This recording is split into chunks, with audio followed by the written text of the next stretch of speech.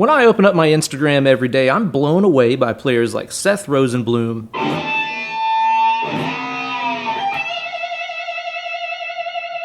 Greg Koch,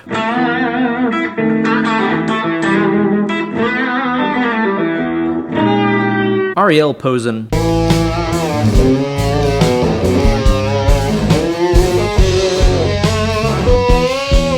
Jared James Nichols,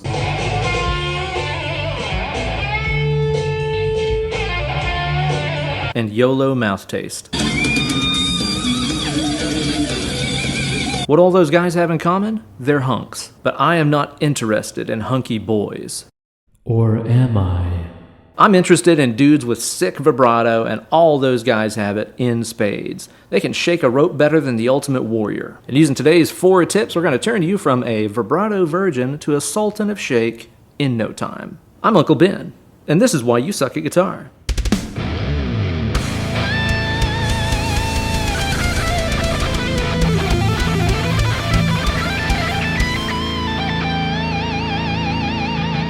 Hey there kids, it's your good buddy, Uncle Ben. A couple years ago right here on my channel, I released This Is Why You Suck at Guitar, Your Vibrato Sucks. And if you're new to the technique, I recommend that you start there to get your arm hands a-jiggling.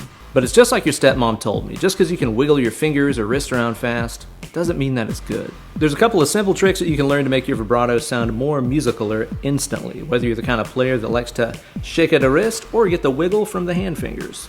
But first things first, you gotta ask yourself a couple of simple questions. Do you like backing tracks? Do you like bonus lessons? Do you like downloadable tabs? Do you like things that are nice? Well, I've got just the place for you.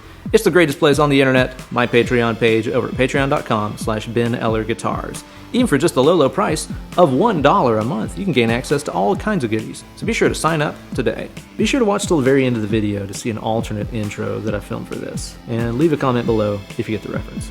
Let's kick it off here with tip number 1, which is one that I picked up from my stepmom's twerk aerobics class. Shake it to the beat.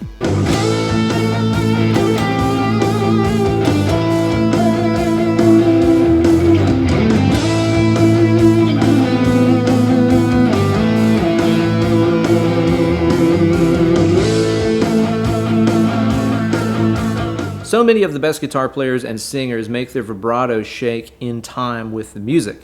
This is something that doesn't seem to occur to a lot of guitar players who seem to have more of a one-speed-fits-all kind of speed for their vibrato. Whenever you're playing over a groove and you choose to make your vibrato a subdivision of the beat, like let's say eighth notes or triplets, you instantly start sounding a lot more connected to the music that you're playing over. One of the first times I remember hearing a super groovy vibrato like what I'm talking about right now actually came years before I started playing guitar, and it came from the metal god himself, Rob Halford of Judas Priest. I was sporting a nice bowl cut and wearing some jorts while I was playing Gran Turismo 3 for PlayStation, and the Judas Priest song Turbo Lover came on the soundtrack, and I noticed when it got to the chorus how groovy and in time Rob's vocals were whenever he sang that "I'm your turbo lover" line. Sounded like this.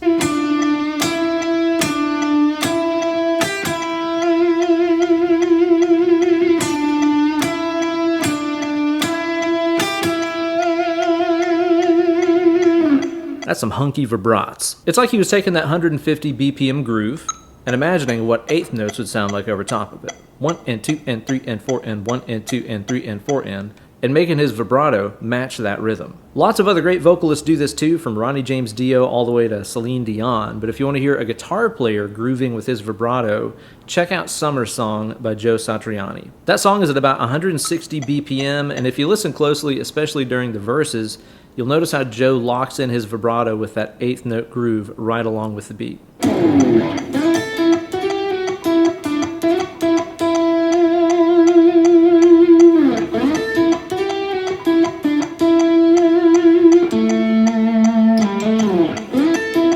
Again, he's really listening closely to the groove, imagining eighth notes, 1 and 2 and 3 and 4 and making the left hand shake at exactly that speed. Depending on the speed of the song, you should choose a rhythmic subdivision that sounds cool. For example, if you're playing like a slow ballad at like 80 BPM, like this right here, those eighth notes are going to be ticking by really slowly and might make your vibrato sound really stiff and lame. Not hunky. Instead, think about how a triplet subdivision might sound over that tempo. triplet, triplet, triplet, triplet, and then match your vibrato to it. Triplet, triplet.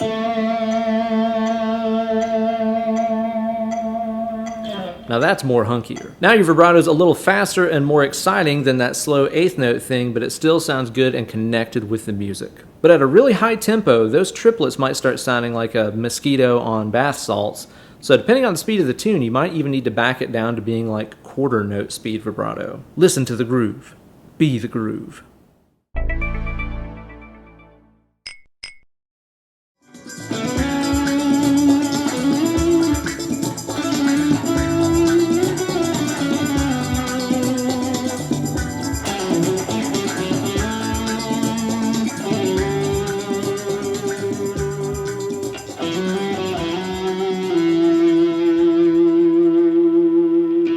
Tip number 2 here is also a vital bathroom hygiene tip. Wait before you shake. You ever wonder why some players out there have a vibrato that's super easy to listen to while others remind you more of like Tiny Tim and it makes your skin crawl? That's because a lot of times the most musical vibrato happens after the note has already sustained for a beat or two, rather than just spazzing out and being applied the moment that the note is struck. For singers, vibrato isn't just cool, it's essential. Whenever you're singing a really long note and you start to run out of breath, your pitch will usually waver a little bit there too because of the change in airflow going over your vocal cords. Smart singers know this and they'll sing a perfectly in-tune note for a couple of beats and then start applying the vibrato whenever they feel like they're losing the note a little bit. If you want a perfect example of what I'm talking about, listen to Whitney Houston's insane mega choruses on And I Will Always Love You. She sings those long notes perfectly in tune for a few beats and then starts to apply the vibrato to them. And again, you also heard Satriani do that on those summer song verse parts. Whenever he played like this, he let that note hang out for a second, then started to groove with the vibrato. So many other musicians emulate this vocalist approach with their vibrato too, from horn players like Miles Davis and John Coltrane to omega level rope shakers like Gary Moore. So next time before you do a shake, first do a wait.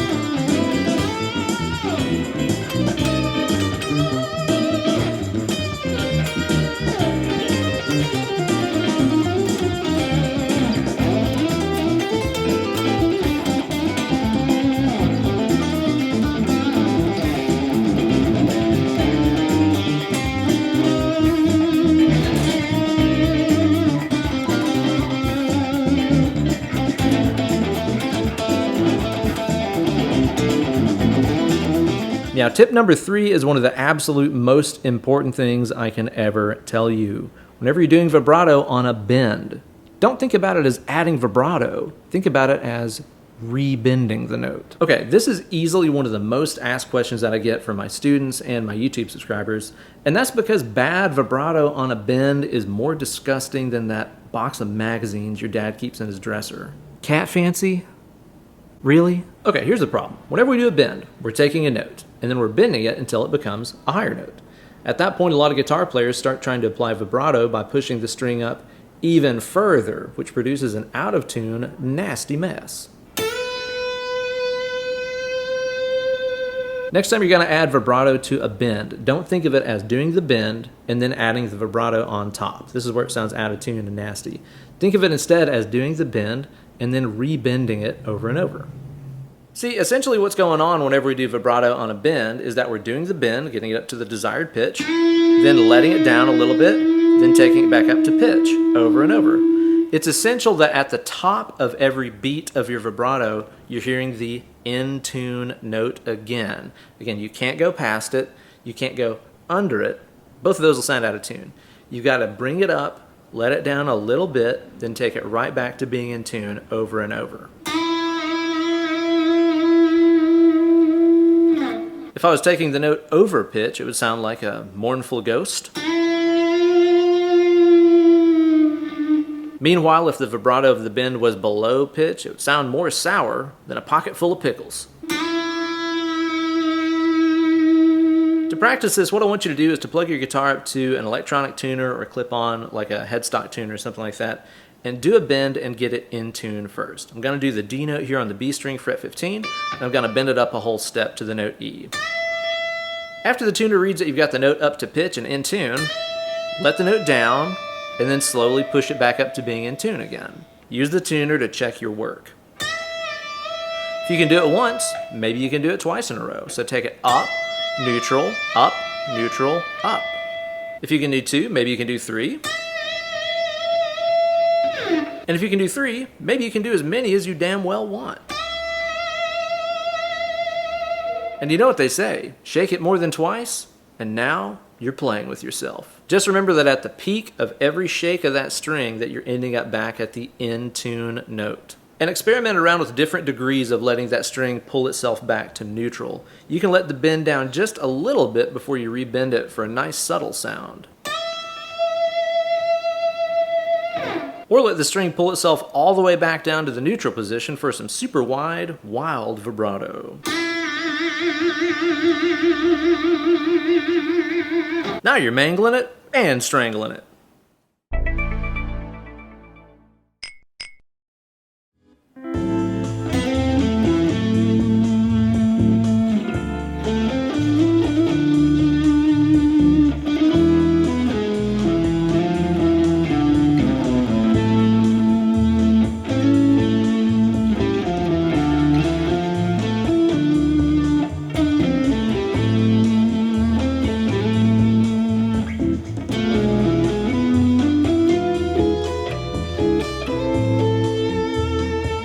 And lastly, tip number 4 is one that I picked up from my stepdad's days as a Chippendales dancer. You gotta keep that wiggle even. Whether it's a steady shake or a series of rebends like we were just talking about, your vibrato has to be even to sound good. If you listen to a slowed down recording of a guitar player with mega wide vibrato like Marty Friedman or Zakk Wylde, you'd notice that their vibrato is a series of identical, monstrous wiggles of the arm hand.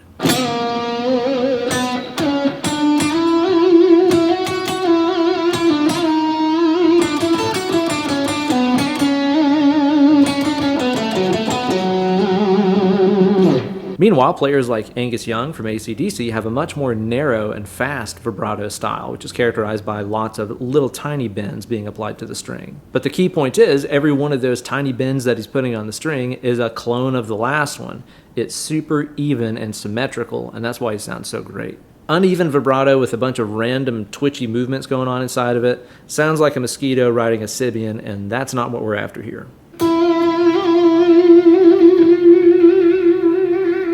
Again, I recommend getting that metronome out, setting it at a medium pace, Adam Sandler style, like 120 BPM, feeling out that 8th note groove, 1 and 2 and 3 and 4 and start trying to apply some vibrato to a note of your choosing, trying to keep every little tug that you make on the string totally symmetrical.